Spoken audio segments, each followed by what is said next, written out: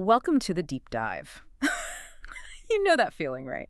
When a team looks unstoppable, but then maybe one or two losses happen and suddenly everyone's, well, freaking out a bit. Yeah, existential panic is a good word for it. Exactly. So today we're diving into that specific feeling, looking at the Kansas City Chiefs fan base around week 10 of the 2025 season.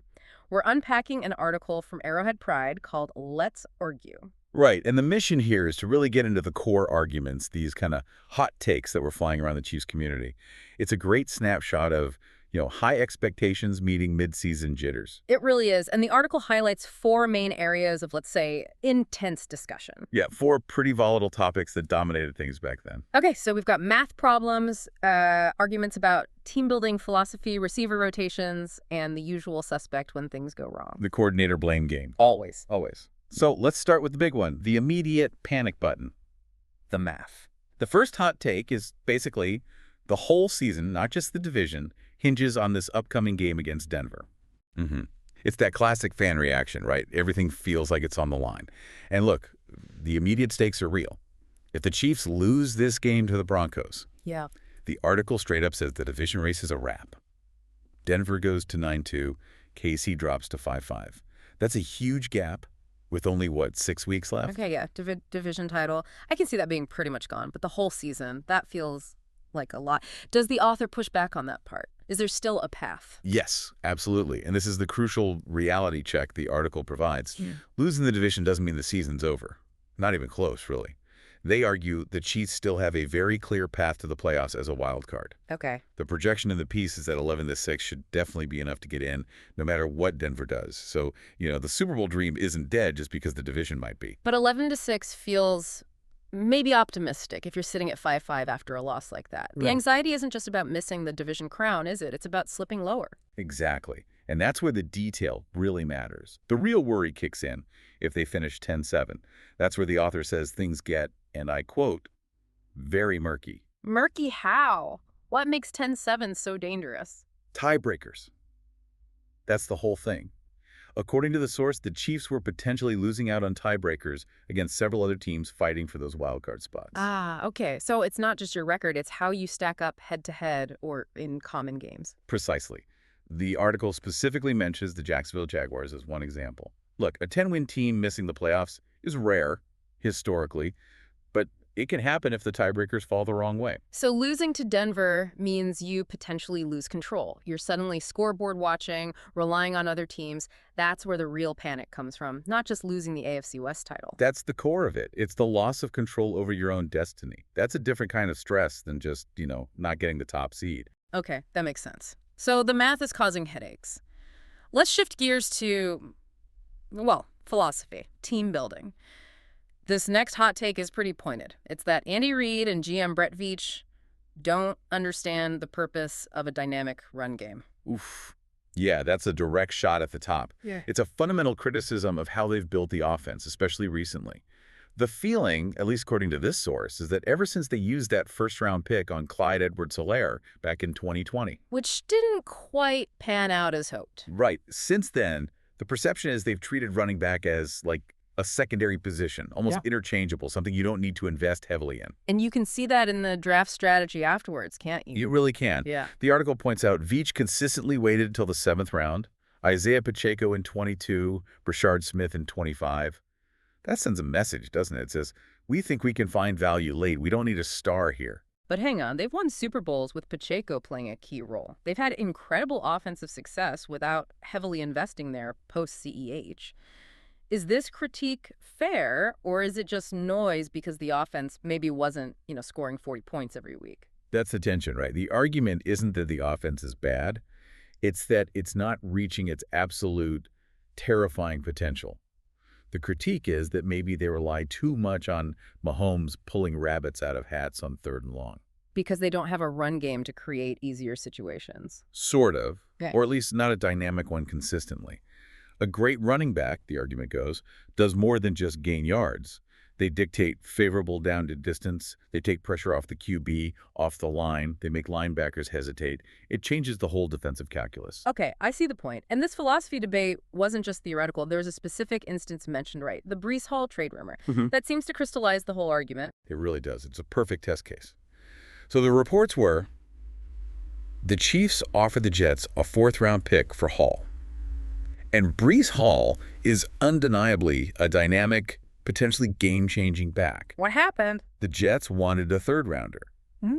And the Chiefs apparently wouldn't budge. They drew a line at the fourth. Wow. A fourth versus a late third. I mean, in the grand scheme, that doesn't feel like a massive difference in draft capital, does it? Especially if, as the author claims, adding Hall could have created one of the greatest offenses of all time. And that decision right there is what the critics point to. Yeah. It perfectly shows that philosophy in action. For the front office, maybe even a late third was too rich for a running back given their success finding guys later. But for the fans, for the author. They're saying, why are we pinching pennies here? We're in a Super Bowl window. Exactly. Why not pay a slightly higher price for potentially pushing the offense from great to, like, historically dominant? That's the disconnect. And the article even notes the author acknowledged the pass rush was a glaring weakness, but still argued they should have prioritized Hall. That tells you how strongly they felt the offense needed that specific boost. It shows you the perceived value of that dynamic element. They saw Hall not just as an upgrade, but as a potential solution that outweighed fixing a clear defensive need. It's fascinating how positional value gets debated when a team is this close to the top. Absolutely. Missing out on a known quantity like Hall over what seems like a marginal pick difference.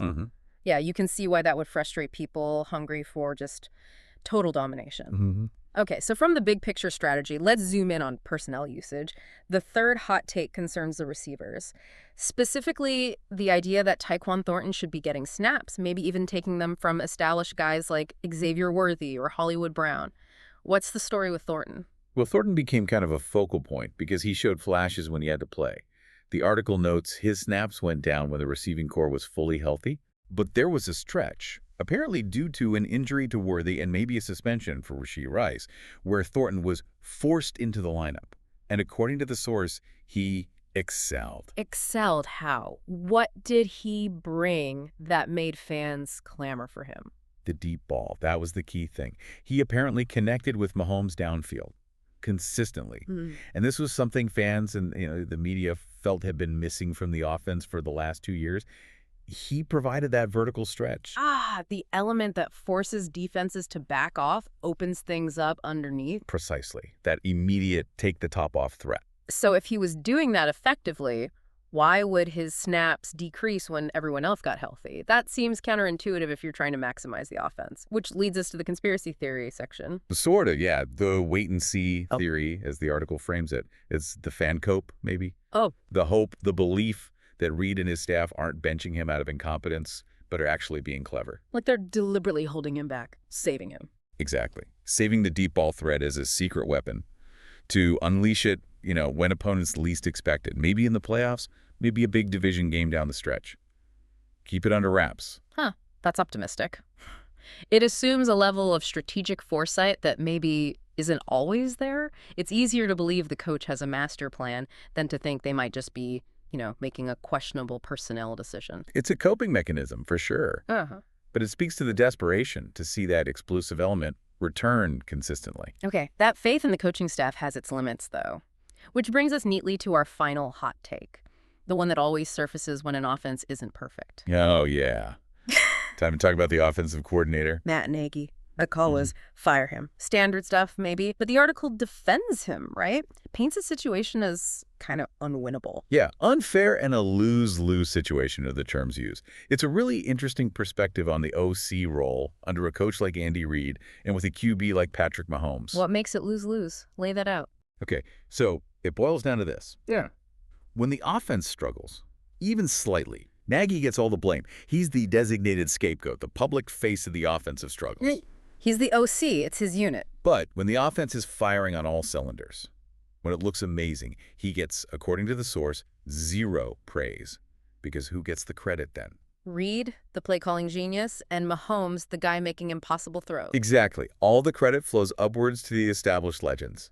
So Nagy's in this spot where he absorbs all the negative, but gets none of the positive reflected back on him publicly. That sounds incredibly frustrating, like being the official shock absorber for the offense. Does the source suggest any scenario where Nagy actually deserves credit, where his contribution is clear? It does offer a specific condition. It argues that if the foundational pieces are solid specifically, if the offensive line is healthy and playing well, and, crucially, if the team actually commits to running the ball a little bit. Tying back to the earlier point. Right. If those conditions are met, the argument is the offense should be elite. And Nagy deserves credit for overseeing the system, the installation, the execution that makes it hum when the core elements are functioning and respected in the game plan. His value is in maintaining that structure. So his skill is in making the machine run smoothly when all the parts are working and being used properly. But he can't control if the line is hurt or if the play calling doesn't commit to the run. That seems to be the gist of the defense offered in the article. Okay, so wrapping this all up, we've gone from pure mathematical anxiety about just making the playoffs That whole 10-7 murky scenario. to deep philosophical arguments about valuing running backs, highlighted by that Breece Hall non-trade. Yeah, the penny-pinching critique. Then the specific personnel debate around Tyquan Thornton and the missing deep ball. And the secret weapon theory. And finally landing on the classic coaching blame game, with Matt Nagy caught in that difficult spot. It really covers the whole spectrum of fan anxiety for a top team. It really does. It's a great case study in how, sustained success doesn't actually eliminate anxiety. It just raises the stakes and makes the arguments more complex. Every little perceived flaw gets magnified. So what's the big takeaway here for you, listening to all this? Well, think about this.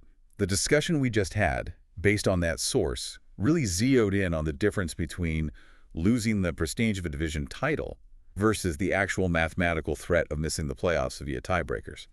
That raises, I think, a really interesting question for you to chew on. Okay. In today's NFL, with the expanded playoffs and more wildcard spots, what really drives fan anxiety more? Is it the genuine mathematical risk of being eliminated completely? Or is it more about the narrative, the emotion, the loss of status that comes with not winning your division, even if your playoff odds are still pretty good? When does the cold, hard math stop mattering as much as the feeling of dominance or the loss of it?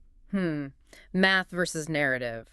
Risk versus prestige. That's definitely something to think about.